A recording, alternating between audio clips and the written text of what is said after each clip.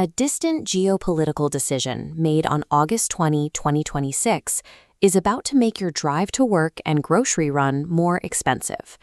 For years, the United States has applied heavy military and political pressure on Iran.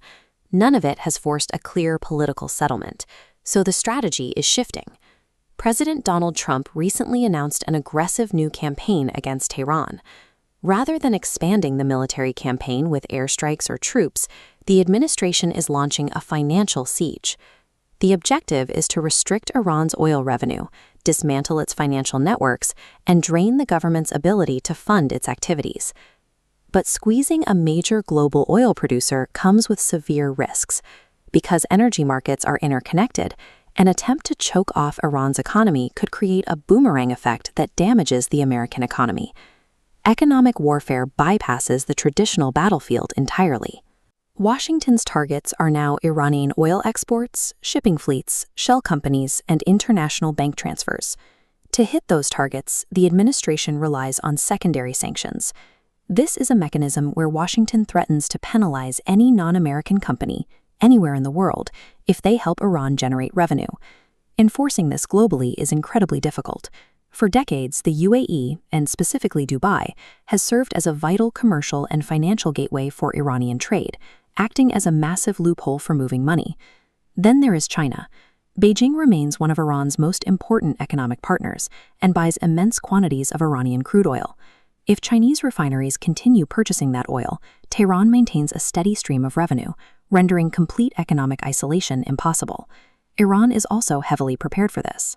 After surviving years of previous restrictions, Iranian officials have built sophisticated alternative financial channels and smuggling networks specifically designed to evade these policies.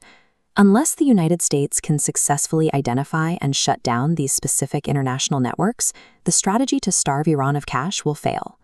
The physical pressure point of this entire conflict sits at the Strait of Hormuz, a narrow waterway connecting the Persian Gulf to the open ocean. A massive percentage of global energy trade passes through this route. If Tehran is cornered economically, it holds the ultimate leverage, retaliating by restricting shipping through the strait.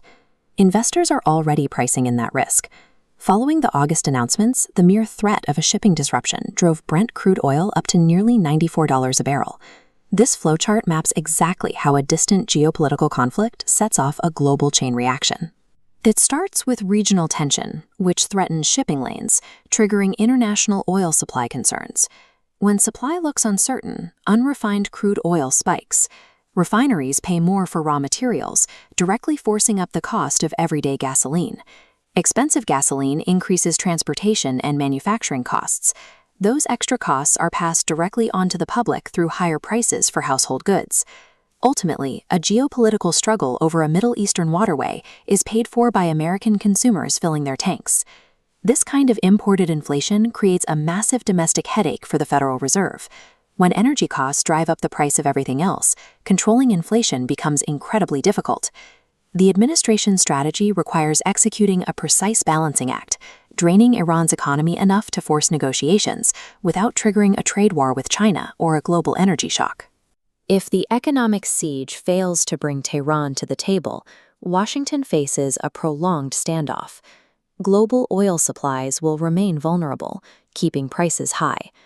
Modern conflict has moved from the physical battlefield into the global economy.